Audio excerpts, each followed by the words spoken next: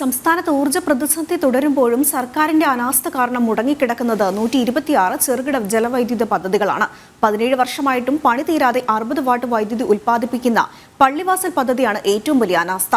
പല ജലവൈദ്യുത പദ്ധതികളും നിയമക്കുരുക്കിൽ മുടങ്ങിക്കിടക്കുകയാണെങ്കിലും ഊരാളുങ്കൽ പോലുള്ള ഏജൻസിക്ക് നൽകിയാൽ 3 വർഷത്തിനുള്ളിൽ പൂർത്തിയാക്കുമെന്നാണ് സർക്കാരിന്റെ വാദം.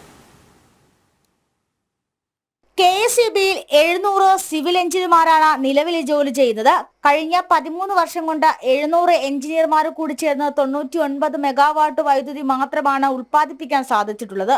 അതായത് വൈദ്യുതി ഉൽപ്പാദിപ്പിക്കാനുള്ള ജലവൈദ്യുത പദ്ധതികളുടെ നിർവ്വഹണം മുടങ്ങിക്കിടക്കുന്നത് കാരണമാണ് ഉൽപാദന ശേഷിയിൽ കുറവുണ്ടായത്. 777 മെഗാവാട്ട് ശേഷിയുള്ള 126 ചെറുകിട ജലവൈദ്യുത പദ്ധതികളാണ് സർക്കാരിന്റെ അനാസ്ഥ മൂലം മുടങ്ങിക്കിടക്കുന്നത്. ഇതിൽ ഏറ്റവും വലിയ ജലവൈദ്യുത പദ്ധതിയായ പള്ളിവാസൽ 17 വർഷമായിട്ടും പണി തീരാതെ കിടക്കുന്നു. മുടങ്ങിക്കിടക്കുന്ന പദ്ധതികളിൽ ചുരുക്കം ചിലത് നിയമക്കുരുക്കിലും മറ്റു ചിലത് ഫോറസ്റ്റ് വകുപ്പിലെ ക്ലിയറൻസ് ലഭിക്കാത്തതുമാണ് കാരണം.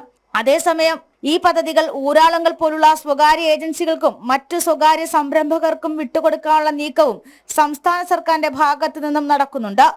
ഈ പദ്ധതികൾ സ്വകാര്യ ഏജൻസികൾക്ക് വിട്ടുകൊടുത്താൽ അടുത്ത 3 വർഷത്തിനുള്ളിൽ പൂർത്തിയാക്കാൻ കഴിയുമെന്നാണ് സർക്കാരിന്റെ വാദം.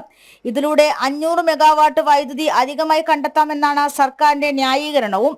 സംസ്ഥാനത്ത് അതിരൂക്ഷ വൈദ്യുതി പ്രതിസന്ധി നിലനിൽക്കുന്ന സാഹചര്യത്തിൽ ജലവൈദ്യുതി പദ്ധതികൾ പൂർത്തിയാക്കാതെ സ്വകാര്യ ഏജൻസികളിലേക്ക് വിടാനാണ് സർക്കാരിന് താൽപര്യം.